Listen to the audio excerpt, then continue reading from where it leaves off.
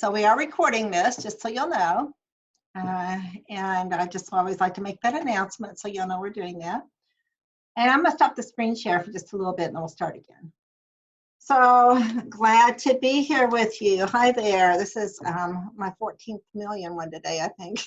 Anyway, it's been a busy couple of weeks or so since we started this series, and we're excited you're here with us. We have this q.org/Microsoft series of free professional learning events going on pretty much around the clock. There are times that probably for some of you in other countries, there's not much happening, but we're trying to schedule it so you'll know. So there's something for New Zealand, Australia, Japan, I mean, everybody, South America, Europe. We're trying to make sure that it's not North America centric. So we're working really hard on that. So you'll see more things coming. And we're super excited you're here with us today. So I'm going to start and share some things with you. And we have a couple activities we're going to do. And this is lesson design for distance learning. So I'm just actually going to share my screen. It just ends up easier when I'm starting to move around a little bit. So let's just share my screen here. And now you should see pretty much the whole thing. And I'm not going to put this on, well, I might put it on presentation for just a minute, just while we get started. So with the presentation, you're getting, I think, to see the whole shebang. It's a speaker too, but anyway, that's all right. So it's lesson design for distance learning and also ideas for blended learning. And because a lot of what we're doing is we're moving into this new norm of what Simon Sinek said is the new abnormal, because we probably will never get back to the new normal. Or the old normal, so we now have the new abnormal, and we're all trying to decide what's in the future. And that's okay, because we're not real sure what's in the future yet. We're still moving towards it, and we've been through a lot. So educators are more appreciated now than ever, and those of us who've been a little reticent to join the technology integration are learning to join it. Some of us love it, some of us are still figuring it out, and we're all in different places, and that's okay. And take it easy on yourself, take it easy on your kids. You're not going to be perfect. A lot of us are out of school now, we're already thinking ahead about what's ahead. Are we going to be in the classroom? Are we going to be distant learning? And it's all over the place, and we really don't know, and every community may be different depending on what the pandemic response is in that area, or what the rate is in that area. Therefore, we're just being prepared, but everything you're doing and learning can be used in the classroom as well as blended learning, technology integration, all those different things. So things I share today are not in vain. If you're back in the classroom, they're things you can still apply. And I applaud you all for the hard work you've done. Some of you are still doing it, and school still is going to continue till the end of June. So it's not over for those of us who are still doing distance learning unexpectedly, but you should be getting a rhythm. So I'm going to tell you a little bit about who I am, and then we'll get going. So I'm Julene Reed. I'm in Memphis, and I was in education in schools for over 25 years. Started out second grade, then I was lower school coordinator for science, and then I was technology coordinator. That was 10 years in an elementary, and then 17 years in a middle school, high school as director of academic technology, where we had a one-to-one, which is now about its 20th year. So over 25 years in education, I do global consulting and professional learning and teach adjunct courses as well with master students, graduate students. So super excited to be with you. Super excited you're part of the Q initiative, because it's such an awesome initiative, and we're really proud of the work we're doing together, and know that when you go to q.org/Microsoft, and I'll put it in the chat for you again, when you go there, it's not always up to, I mean, you'll see things and you'll think that's it, but there's a lot more to it, because we are posting things constantly. I only have, well, I can't find my chat yet, let me find it. We only have, maybe if I get this smaller, hold on, give me a second. It's hiding, there it is, and then I'll get us back.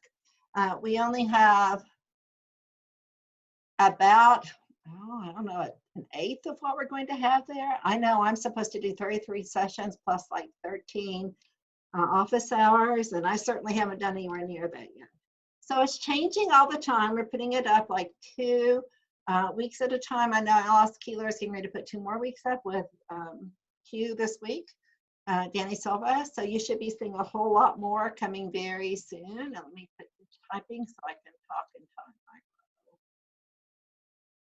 That should do it. Okay. So you'll see a lot more coming. And so today I did a Teams, and it was an introduction sort of course for Teams with some advanced things too.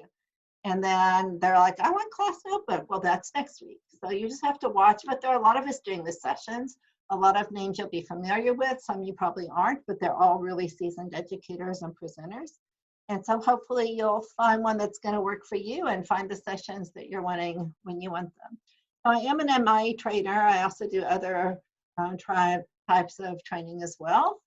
And let's get rid of that little thing. And I think that as you're doing this, the first thing you need to think about as you're doing this is, are you doing this synchronously or asynchronously? So as you're doing different events and doing different types of things, are you online with the kids at that point? Or are these asynchronous activities? And just kind of thinking through that, what things work best when we're together? And what things work really well when we're not together? There's a session I do on dynamic distance learning with Microsoft tools and others. And we really look at a lot of those tools and how to get kids excited and engaged. So those are really important as well, and fun to use. But I think the bigger picture here is thinking about the whole landscape of this and the lesson design for whether you're in the classroom or not in the classroom, and those types of things. So thinking through all of that, and I know you're not getting the clearest scene here, so I'm gonna kind of change things up a little bit with my sharing. Stop and just share this one part, so that'll be a little easier for you. So if I share just a part of my screen, because I don't really want to be on the whole thing right now. Let's try that one. Go to advanced. There we go, portion of the screen. Then you won't have to look at all that other junk while I'm talking. So let me just make this smaller, make it fit, and not be in presentation so I can be watching everything. There, I think I caught up. So, so looking at the best practices in distance learning, we're going to kind of look at the big picture. And I think what we have to look at too is all the pieces of this. And right now, I don't know if you've seen a lot of the research and all the reports that are coming out, talk about the most important part here is the fact that our kids need our support, social, emotionally. There's a lot going on with, you may think your kids are totally fine. This is a huge shift. And a lot of fear, you know, for them. They don't express it well. I was listening to another speaker the other day. Maybe it was actually Simon Sinek again. He said, you know, when we have something like a snowstorm, we have the seasonal flu, we're kind of used to those kinds of unusual circumstances. But this is a circumstance that only comes every, 300 years or whatever, how many hundred years. So nobody accepts, unless someone remembers the old flu pandemic and they'd be in their hundreds, they haven't had an experience with this. And so that's what the fear of the unknown is not knowing where it's going, but there is an end, and there will be an end, and we're getting there, and we'll have ups and downs and peaks and valleys. But with our children, they're finding a lot of resiliency. Yes, and they also need some support, because you never know, when it's bothering them more than other times. They're not used to being home and not being with their friends or kids. Relationships are a huge part of this, and they no longer have that. So we really need to focus on that motivation and the relationships. And I was just reading an article today about 1 in 5 families don't know if they'll send their kids back to school. They may just decide to look for options for distance learning. And a lot of the teachers are having those same considerations if they want to go back to school. So it's a big shift in everything we're doing right now. So as we look at that, also we're going to look at organization.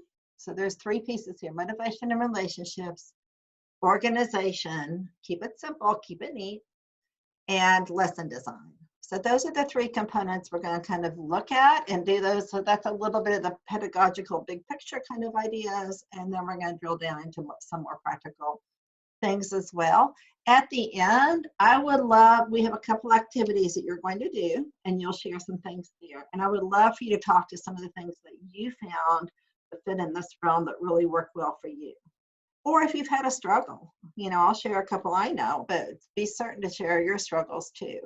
And as we're doing this, don't just think of the kids' social and emotional needs. We have them too. This is hard on us. A lot of us are raising kids at home, trying to help them do their homework, trying to get on our spouses online, or our friend or our partner in the same house, trying to get online for business meetings. We're trying to teach. We're all sucking the bandwidth.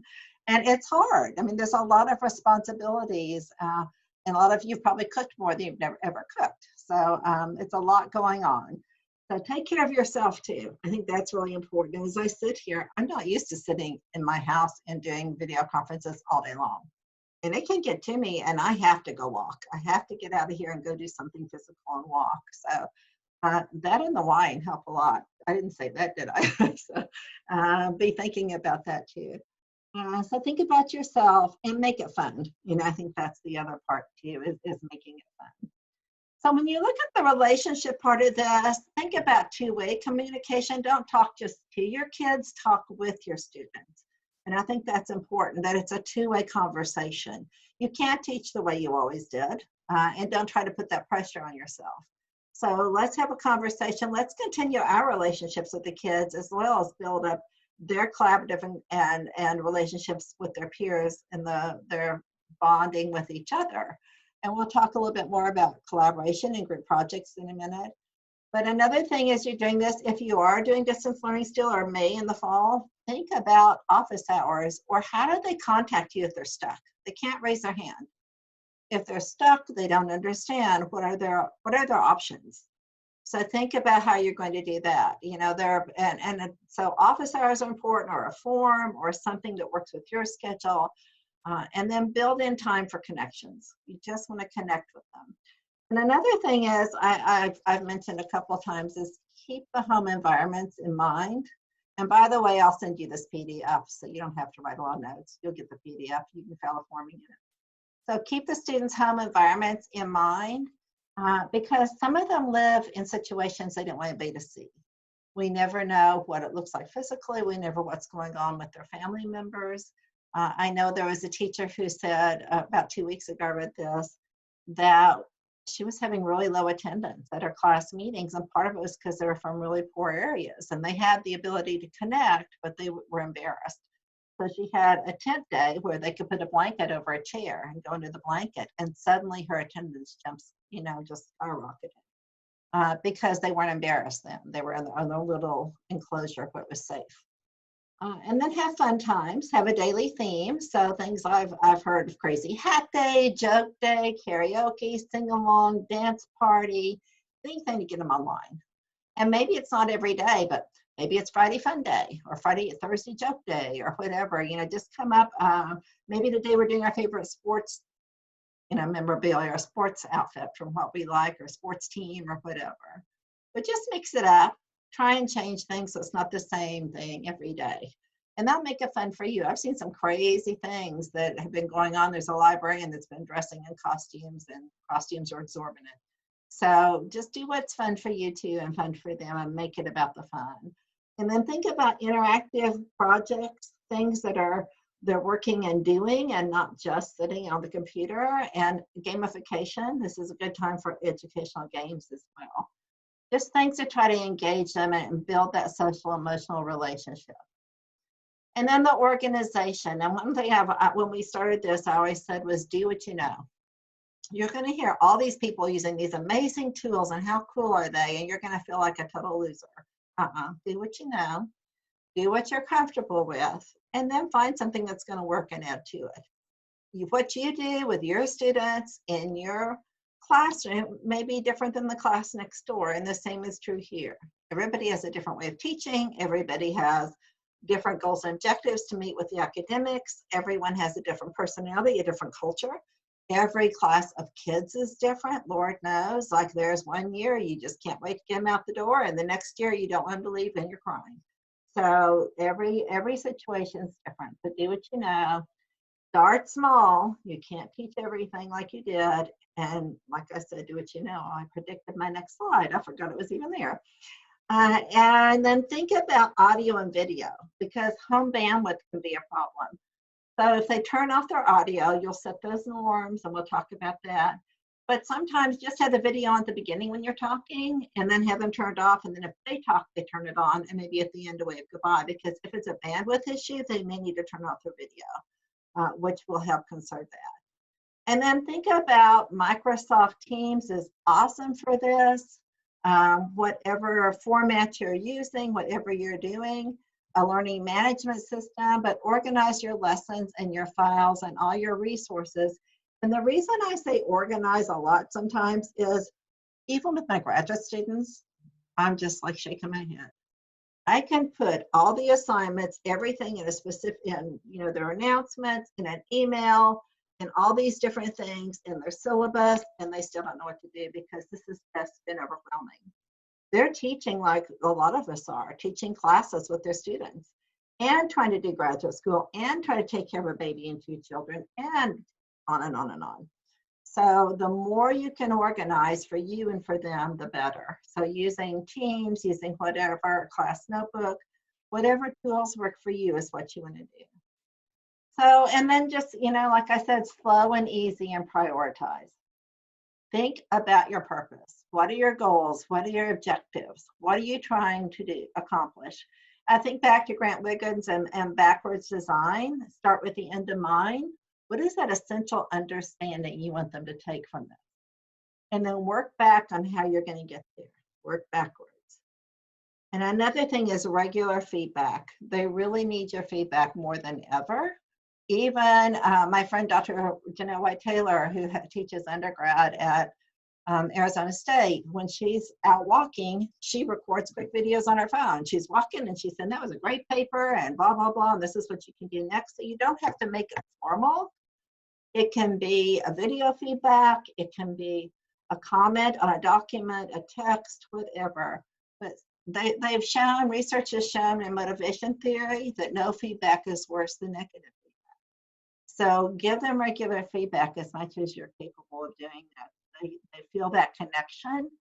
And I know when I'm on a big project, if the project lead doesn't connect with me, which I can think of one recently, I'm not real excited about doing the work. I need someone to keep getting me inspired and excited. So that's important.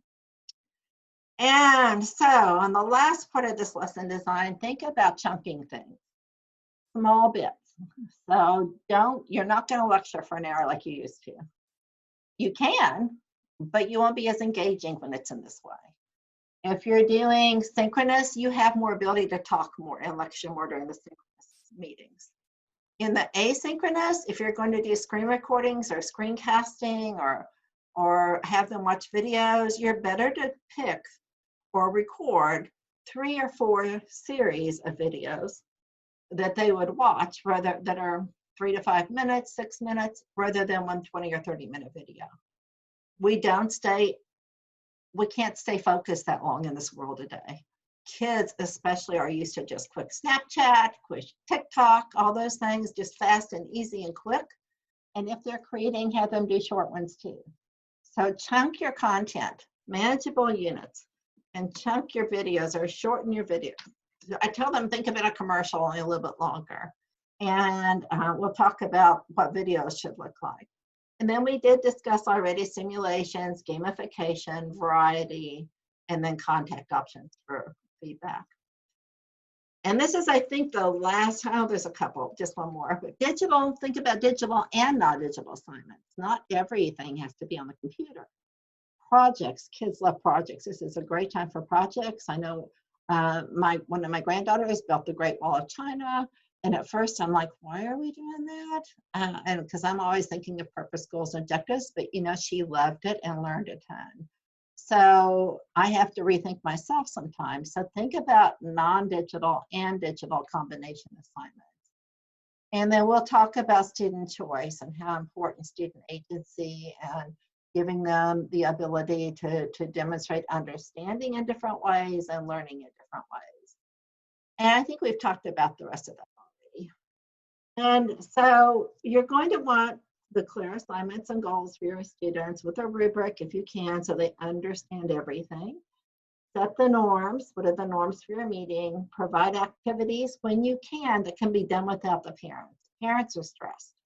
So if you know something's going to take a lot of parental support, maybe that's not the best way to present it to them. Maybe that's not the best activity for them to do or assignment on their own, because this, even though parents know now what a great job we do, it's and they don't want to grow up to be a teacher probably, even though they're grown up. We want to make sure that we're giving them, these students, as much independence as we can.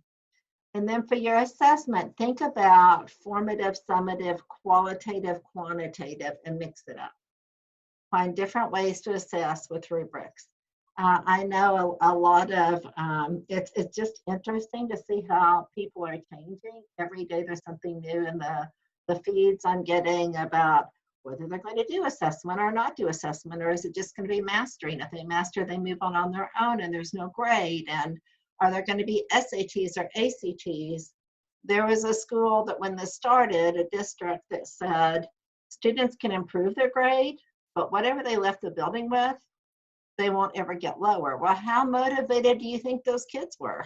If they didn't have the intrinsic motivation, why were they going to work hard when they could just get by sometimes? So thinking about that too as well. I see my tap flashing, so I'll look and see. Yeah, so sure, we can talk about that when we're at the end here. I'd love to talk about that. So just thinking about all those different pieces, the digital and non-digital, and keeping parents out of it if we can. And I think this one is really critical. Having collaboration still, having group work, having peers, peer evaluation, peer editing, partners for work that you're doing. Really keep that going. I think that helps to continue that relationship with each other. There's a lot right now in Teams that has just come out. We've had channels, so channels is a great place. Now you can even set up as a teacher the meetings, like a Microsoft Team Meet, like a video conference within Teams, where you can have up to 4 classrooms that you're having go simultaneously, and you can toggle between the channels and watch them, and they're recorded and you can review them later. So lots of ways for that. It doesn't have to be that formal. Just find a way for them to work on projects together, and I think that's really important to maintain that relationship. So mixing up your schedule too. Maybe Monday you're online. Maybe on Tuesday you're doing independent work and group work. Maybe on Wednesday you're doing a virtual field trip. And then you get to do something from the choice board or a learning menu or a hyperdoc. And on Thursday we're online again, and then Friday's independent work. So whatever works with you, your students, and your curricula, mix it up as best you can. I know that my 3rd grade granddaughter, Mondays were virtual field trips at the end. They only had a week of school left, and she loved it. She was doing amazing virtual field trips and teaching me things. So as long as you've got the right outcomes in mind, the right parameters, then you can mix it up the best fits for you. But always keep that goal on purpose, your learning goals and your objectives as essential understandings, and think about the big ideas and essential questions. And then remember the fun. And if you do that, then I think you can continue to be successful, and it'll all be better in the classroom even, as well as you continue to move forward if you are in distance learning. So those were the things I wanted to share there. Let me resize my window here because it jumped a little. And we talked about synchronous and learning together versus asynchronous and learning at different times. And as we're thinking about synchronous learning and there with all our kids and doing different things and the activities we want to do, we want to continue to think about choice and voice and options and different things like that. So I've given you a couple of things that I want you to that I'm going to do with you, but I really want you to go do this with me, and I'm going to stop the share right now and put it back on full screen and give you the link. So let me go back to full screen. Alrighty, and then hide me and make this bigger. In fact, I think I'm just going to present this for a second so you can see it. If it'll go, it's acting a little quirky, so I'm not sure it will. So we'll just do this. So this is the link I want you to go to.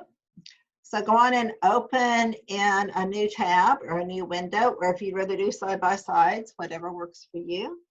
But go to bit.ly/QPadlet. I'll also put it in the chat for you. Let me find where my chat window is. It's back here. Back to the front. Oops, come back. It keeps disappearing on me. There we go. Let me put it in here and I'll make it big again.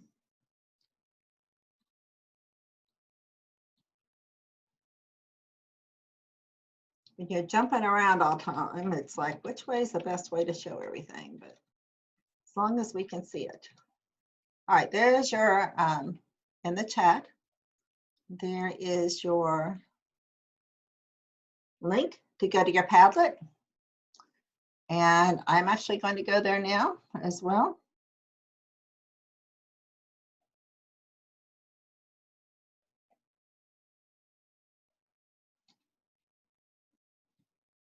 So I can show you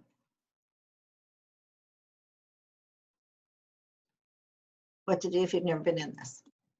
So I don't know if you've used Padlet or not. There's a Microsoft Whiteboard. A lot of you are already going after it. It's an easy tool for synchronous and asynchronous, just to get some quick feedback. It's good for even social emotional learning. I love, love, love Flipgrid. I'm doing a session on that, I think, this week. If you haven't done Flipgrid with the video responses and having those video conversations for formative assessment and 100 other things, you might want to look at that. It's one of my favorite tools of all time. And as you're putting something here to do it, just click on the pink plus down the bottom right. Click on that little pink plus. And then you'll get yours, and you can type here. But notice up here, you can upload something. You have all kinds of options. So I can upload, I can put a link, I can take a snapshot, but look when I click those 3 dots. I can record my voice. I could have an audio recording here. I could have a screen recording. I can do a lot of different things. So this is a very media-rich tool just to get some feedback on. Practice with your teammates if you are nervous. I love that. And you know, this week it was really interesting. Someone taught me something about PowerPoint, where you can actually practice your PowerPoints with PowerPoint Coach, and it will tell you if you said too many ums and how long it took you, and that was really interesting. Keep your assignments manageable. I love it. Nearpod is a good one. Kahoot and quizzes. I love quizzes for all kinds of things. Pear Deck is awesome. Let me get rid of mine here. Scavenger hunts. I really like scavenger hunts, and I've used scavenger hunts in a million ways. And there's, oh, look at you guys fill this up. Jamboard's awesome, quizzes, Quizlet, whatever. So look how you are populating this together. And it's a great activity for your kids to do things like this too. So if you haven't used Padlet, it's free, it's easy. And someone asked me if you can have accountability with this. I can have you put your names here. With Wakelet, I think you can have accountability to make sure that it's been assigned properly and that you can tell who did what, but there are other ones that you can use where you definitely have accountability. And Microsoft's Word Wall is a fun one to use too, although I still think this is a great quick one that is very media rich. And I think it's a little more media rich than Whiteboard. I'm sorry, it's called Whiteboard. I was reading Word Wall. So look at this. When you said my hub for distance learning, I thought you meant your husband for a minute. Look at this. GimKit. I don't know that one. I've seen one that's what is the one that has trading cards where kids can make trading cards? There's all kinds of things out there. There's some awesome ideas. So think about the creativity, keeping your project mind, your goals and purpose and objectives in mind, but continue thinking about how you can kind of mix things up with your kids to engage them and get them excited. I love this, and this will be here for you to look at later. I'm gonna go back and look at it. I put it on, I posted it the other day on LinkedIn and Twitter and my Facebook, all the responses, because you guys are coming up with some great ones. I think I'm going to post these too. These are awesome. Love it. All right, so we've done that. I would like to just sit here and read it, but these will be here, and great job, everybody. I love it when you do something with me and I'm not just teaching the whole time and talking. So that's a really good job. So I'm going to go back here. We did our Padlet. And let me see where I actually am on my slides here. And So thinking about our meetings too, when you're doing your synchronous meetings, think about those norms that you want the kids to be engaged in. So think about the things like mute your microphone, maybe hide your video, anything like that. Go on and think about the norms that are involved in that as well. And stay on topic, even in the chat box. Make sure that they're on topic. It takes a little bit of adjusting, but by now, hopefully they've gotten that. It's always good to have two monitors. I mean, sometimes I'm looking here because I'm looking to see what you're seeing. So if it's your phone with an app or a different computer or two monitors, it's kind of nice to keep up with everything. And then as they're working with you, even synchronously, move it up, make a move. Get them outside to do different things. That's why I love scavenger hunts. They can go outside and look for certain kind of angles or geometric patterns or whatever the topic is. Even for the little ones, look for colors. Take your phone or iPad and take 3 pictures and put them on slides or something.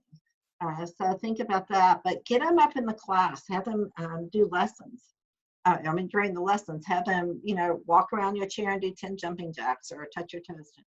Or Go Noodle is a great example of a site that gives you active exercises you can do, as well as super movers. I think super movers maybe goes up to a little older age than Go Noodle does, but anything to get them up. And I know that there's an extension for Chrome called Move It, but it always pops up the most inconvenient times for me. But it stops like every 30 seconds or 30 minutes and says, all right, stand up now for 5 minutes and do that. So anything to get them moving around. And even in my workshops now, I will do, something crazy. We'll have a rock, paper, scissors contest for 5 minutes, or I'll do the old romper room, stand and stretch reach for the sky for a minute, just to keep people moving so that they're doing something different. It's hard to sit all day.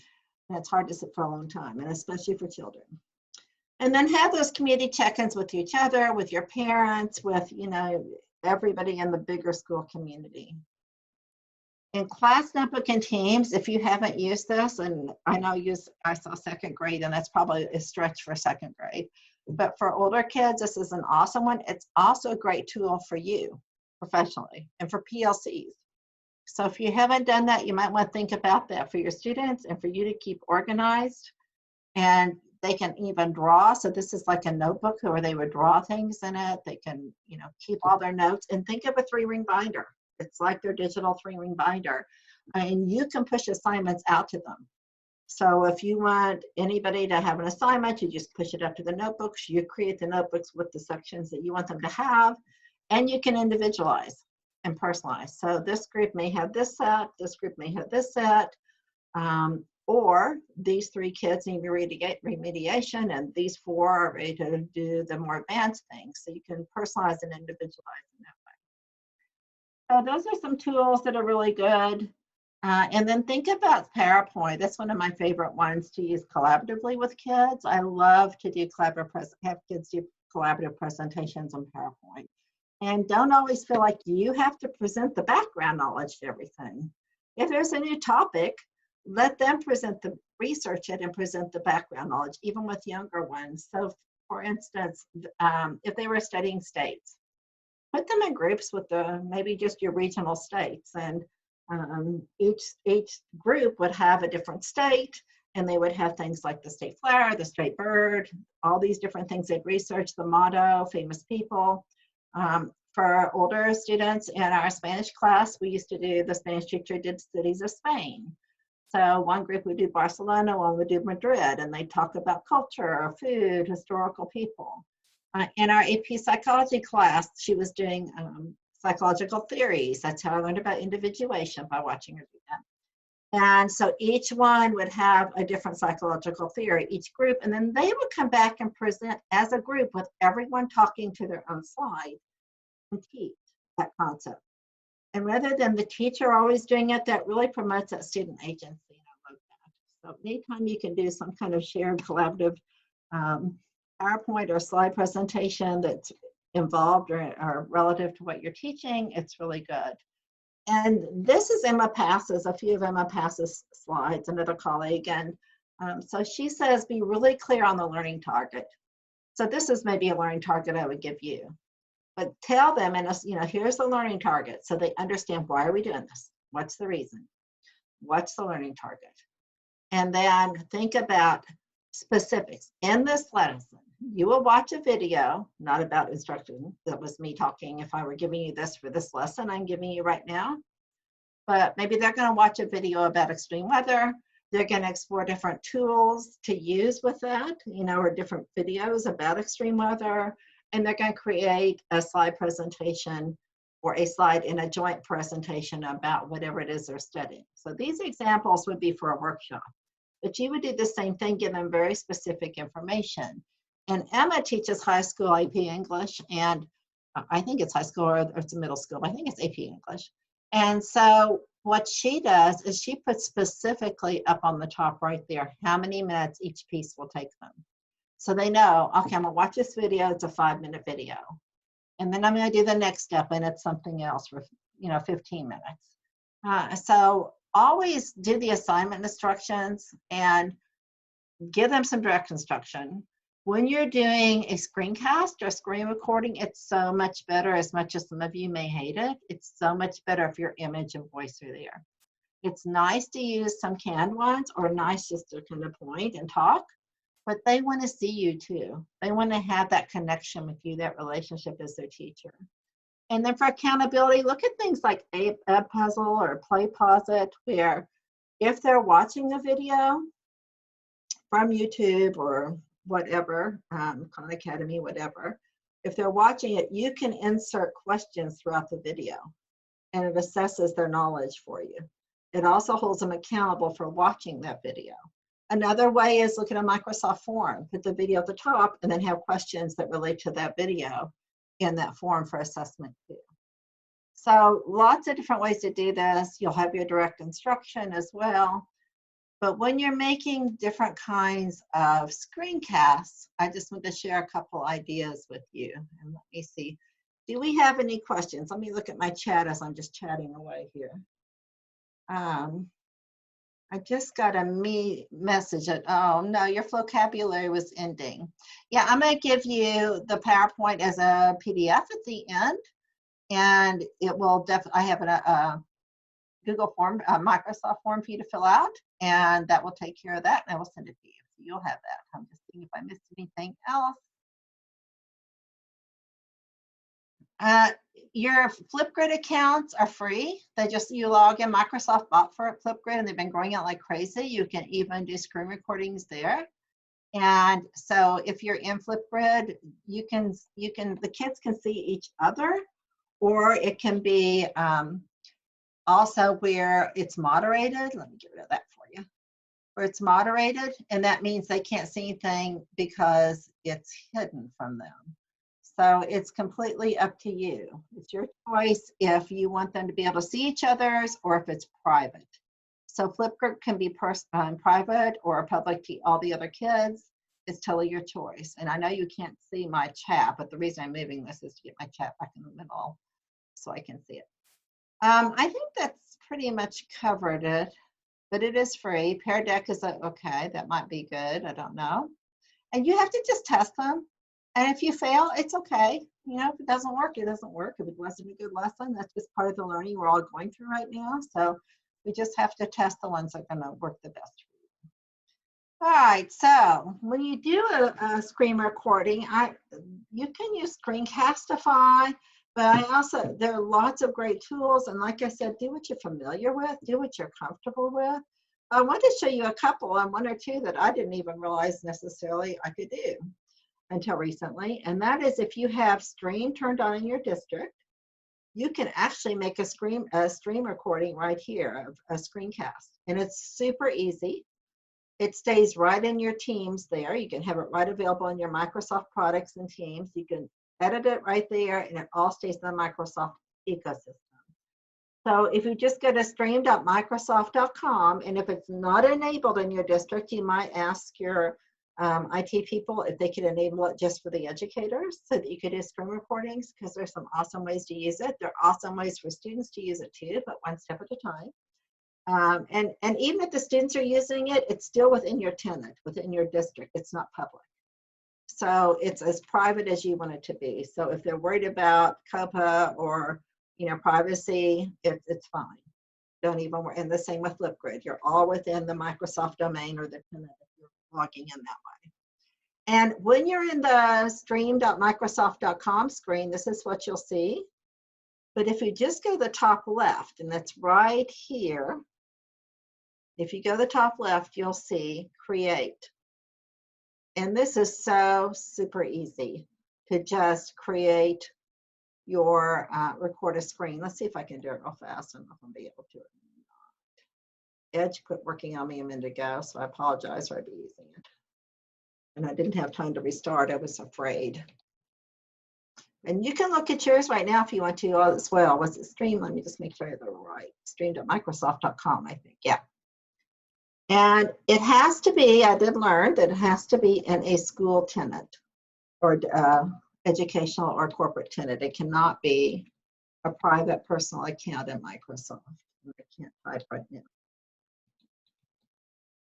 Let's see if I can get in there with my account real quick, and I'll show you how super easy it is. And why didn't it go? Stream.microsoft.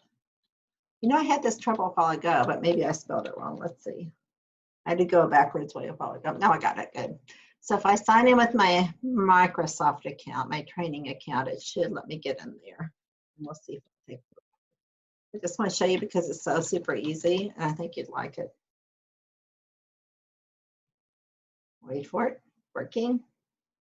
Looks like it's going to do it maybe.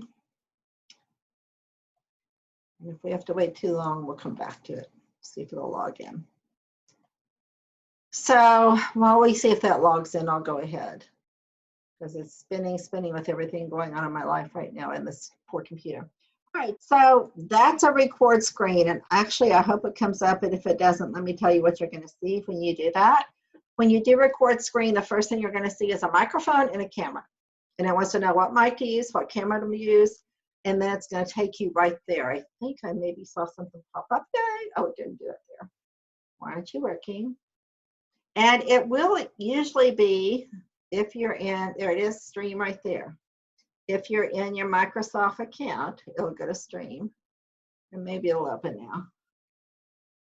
Yay, we're there. It was worth it. So I go to create, record screen. Let me make it a little bigger because I see all this junk on your screen that you're seeing is probably distracting. So let me pull this over and down. That might make it easier. Okay. And I go to record screen. And this is where I said you're going to pick your camera. Now my camera, let me turn my camera off up here. And then I think it'll see it. I had to turn it off in Zoom. So let me enable my camera. Okay, fine.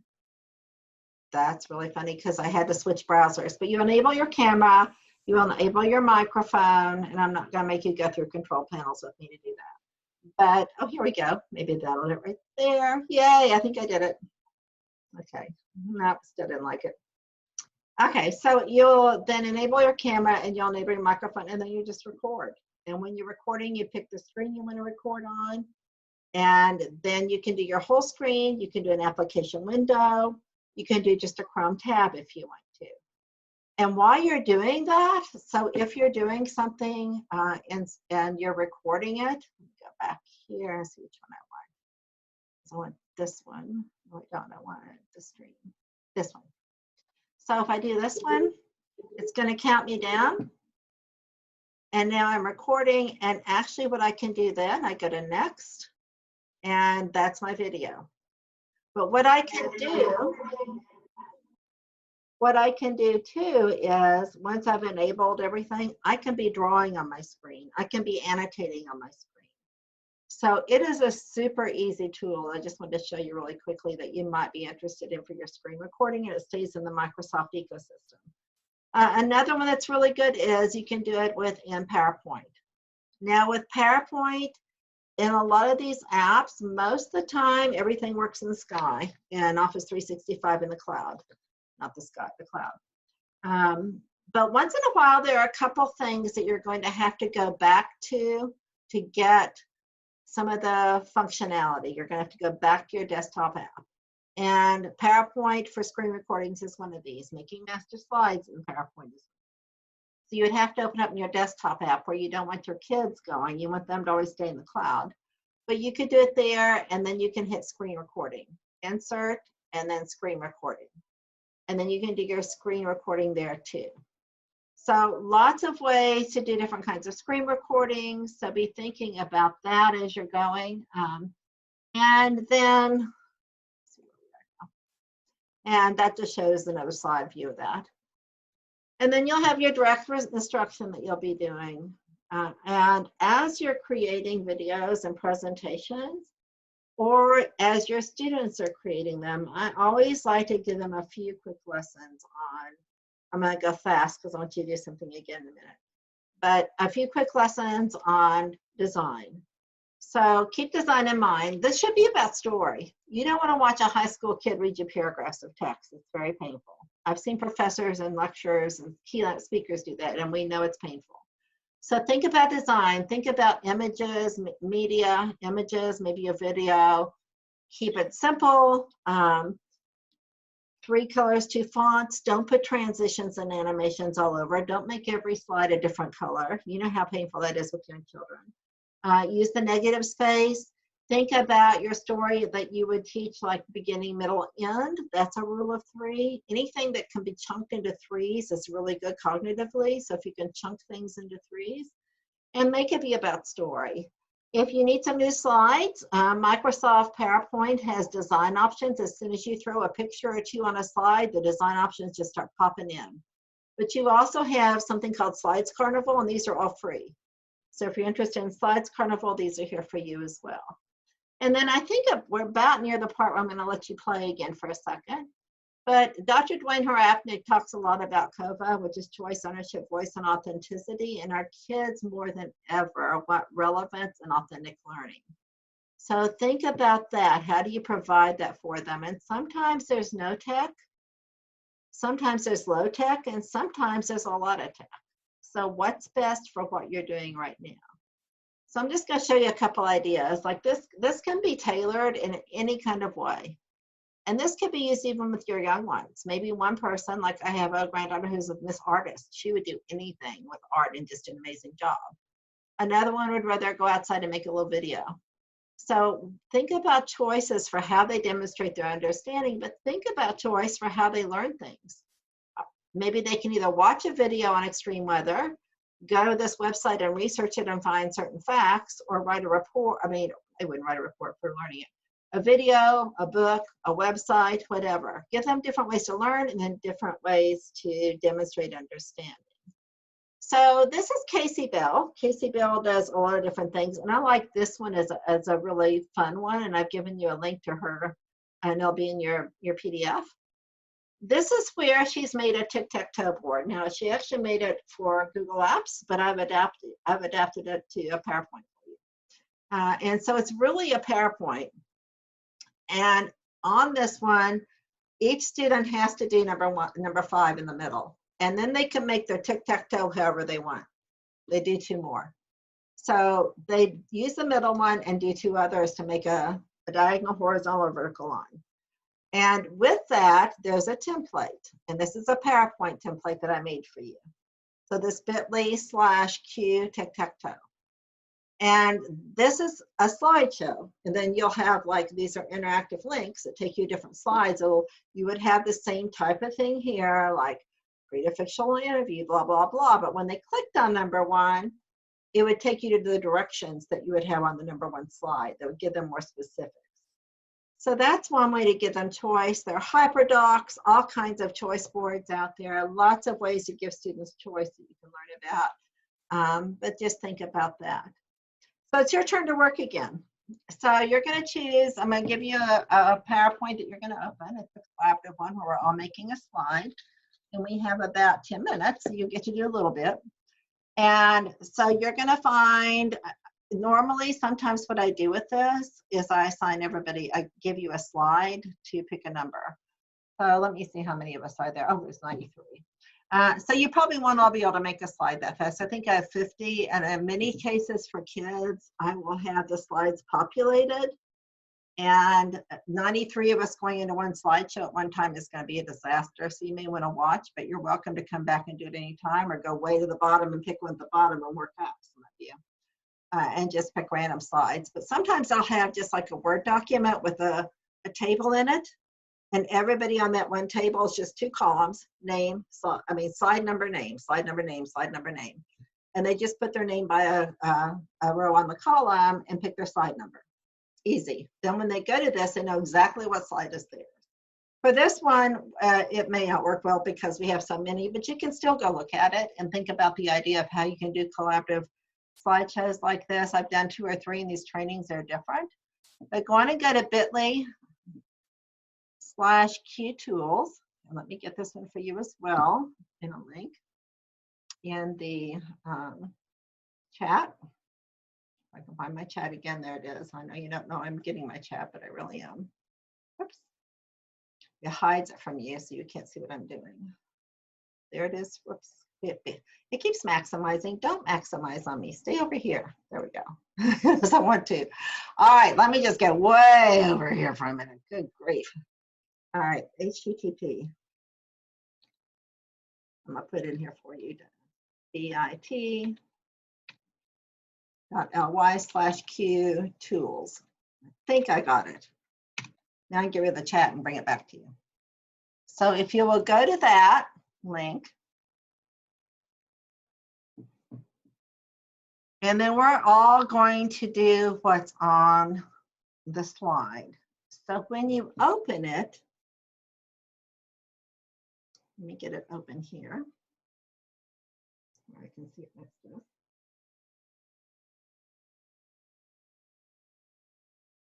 Okay. I'm waiting for it. Okay, it should be distance learning tool exploration time. So I'm going to pull it up here for you so you can see it now, because hopefully by now you have the screen. Let me get a new window. Let me hide this and pull it down. I'll just go away. Go down there. There we go. All right, let me get my window. You can go on and read the instructions. Yeah, it's just being bad. Maximize. It won't even give me Chrome anymore. So you go and look at it. I've got it up on my other computer where I can see it. I don't know why it's being so bad. Let me just quit a couple things and see if I can get it back. I thought it was just Edge, but I think it's my computer because it's just not letting me have any windows open for you. Okay, I've quit it and coming back. So I see you popping into it. So I can't see it right now, but you can. And I'm in here with you on my other computer. That's why it's good to have 2 computers sometimes. And so what you're doing, you're looking at the templates. So I've made templates. If you look at slide 3, or if you go clear the bottom to one of the lower ones, it says add your name and an image, a product summary, and key features. You don't have to do all that right now. But that one grid that you're seeing, the grid that has all the different tools in it that looks like this, you can, if you put it on PowerPoint presentation mode, those are all hyperlinks. Those are all hyperlinks to those different tools. So if you put it on the slideshow, presentation mode, just down here at this little slideshow down here, it looks like an icon. If you put it there, those are all hyperlinks. And you can click on those and you could go explore these. So these are some that I think would be really good to think about.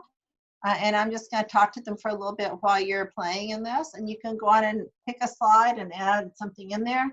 This type of a collaborative slideshow is a really good idea. To have kids build some creative slideshow collaboratively. And I know we did one in my session this morning that was a different one, but I've even done fun ones. Like if you could go anywhere in the world right now, where would you go? And everybody had to put a picture and where they were going and why. So they had to use the online pictures from Bing that are in PowerPoint. So, and that's easy. You would just go to insert and pictures and go to online pictures if you haven't done that before. And then you pick what you want. Like I would probably pick, I always pick Tuscany. I don't know why. And now I would have all these images. I would find a lovely view that I liked, and I would just click it and insert it. And that would go on the slide. So they don't even have to leave the PowerPoint to do that. So even young children can do a PowerPoint with a little instruction, because right here, if you're in Insert, you can go straight to Online Pictures and be able to put your picture on your slide. So love doing those types of collaborative slideshows. And here's some of the tools that people really like. I mean, I really, love Flipgrid. We've done a Padlet. We've talked about Edpuzzle. Book Creator is good even for older kids. They're saying right now that graphic novels and comic books and comic strips are hugely popular for even older high school kids, recreating Romeo and Juliet as a comic strip or something. So lots of ways to do that. Quizzes or Quizlet, ThingLink, CoSpaces, Kahoot. Everyone knows that. The good news about Kahoot is they have options for new music. You don't have to listen to music. So just be thinking about ways that you can do different things like that, and use different tools when it makes sense. And so here are some of the popular ones that I thought you might want to explore that can be collaboratively done, a lot of them, and they can be synchronous or asynchronous. And you might want to just look at some of these. And so the last little bit I have here, and then it's just time to open the mics for you or whatever you'd like to do with questions. Think about your parents too. Give them some tips. I laugh that even the people that are most organized set a schedule for their kids and it fell apart within about 2 days. So you have to do what works for you. But here are just some ideas for you for tips for parents is having some kind of habit and routine, having a dedicated workspace that has good bandwidth, take brain breaks, so make sure there's some socialization, all these things that you can share with the parents too. So as we end this, here's where you will go to request your PDF. I'm gonna also put it in, I'm gonna leave this here for a second and then I'll add it to the chat. And you don't have to do the bit.ly. You can do, the HTTPS, I'm sorry. You don't have to do the HTTPS. You can just do in the link, you can just do the bit.ly if you are in a browser already. I'm going to copy the whole thing here for the chat. So you can just do that, Q Teams. And I'm going to post it in the chat for you. And I'm also going to post my 2 email addresses for you.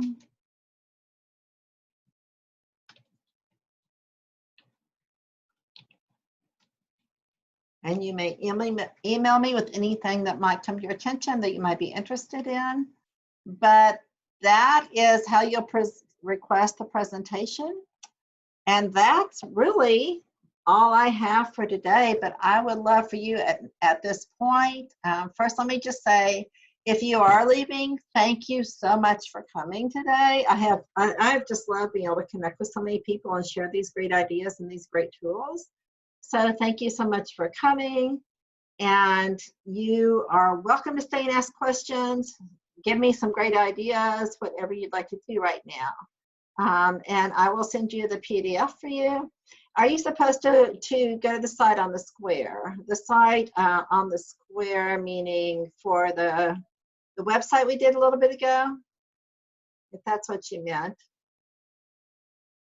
Yeah, you can go the website's on the square, but do it as a slide presentation. Hit that little slideshow icon or go to presentation. I'll take you straight to those. Yeah, choice boards. Petra says that they use choice boards and they really love them. They love choice boards. So that's awesome. I would definitely do that. Sometimes anything to give them some choice, and that gives them student agency and those types of things. The tic-tac-toe link is on the slides. So when you share, if you submit the form for the slides, you'll get the link for the tic-tac-toes. K2, I think it's going to be different. They're very much need things that are not digital. So you may not be meeting with them a lot digitally, especially the babies, because you really want to think about how much they can do without mom and dad sitting with them, which is probably a little, not that much. Second grade probably can by the end, but the little ones. And then giving them, I love Seesaw. Yeah, Seesaw is great for younger grades. And once they get through that initial understanding, then I think they'll be okay. And Seesaw has great resources for parents and tutorials. So if the parents learn, they can definitely teach the children, and it's something that kindergartners use all the time, and first and second. So if you haven't done that, look at that. And you're welcome to open your mics. Ideas for blended learning. So there are like five models of blended learning, and maybe I should just do a session on blended learning coming up. That'd probably be a good idea, because most of you in elementary do it. The rotation station. Go to the housekeeping center, which we won't have anymore. Go to the computer center, come to the reading center, do these different centers, and then rotate. That's one form of blended learning. Flipped classroom is a form of blended learning. There's about 5 different models. And so it would probably be really nice to do just a session on blended learning. And I've been asked to do some things that are a little more big picture. So I will put that on my notes in a couple of weeks. I'll do one on that. The PowerPoint again is, let me see if it's still on my paste. I think it still is. Let me put to everybody and paste it. There you go. That should get you to the PowerPoint. I mean, the form for the PowerPoint PDF. See if that gets it for you. And then once again, here's my email.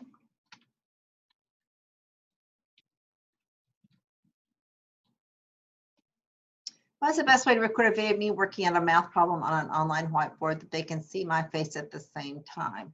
You should be able to use Screencast-O-Matic, you should be able to use PowerPoint, and you should be able to use what I just showed you with Stream, any one of those. And you could have a whiteboard, just a white slide you're working on in PowerPoint. In Stream, you could have the Microsoft Whiteboard app open. That's an app you can download, and you can draw or use your mouse or whatever. If you have a stylus, just use the Whiteboard app. You download it, it's separate. So download Microsoft Whiteboard, and then you would pull it up and then do your recording, and you could just be writing on it. There are lots of ways to do that depending on what devices you have, what tools you want to use. And then there's, Screencast-O-Matic is a good one, but anything that would give you that blank screen, you can even do it in Flipgrid. So they would still see your face and still be able to see you working the problem. And I haven't used iVisions. That's a good one. Haven't heard that one. Andrea, you're maybe my only biggest fan, but thank you. So glad you guys came, and good luck. Whichever direction you go, good luck, and take time for you and get some rest. Please get some rest, because it's hard. It's taking its toll on all of us. All of a sudden, we're all going, okay, this is okay for about 2 months, and I'm done. It's just hard.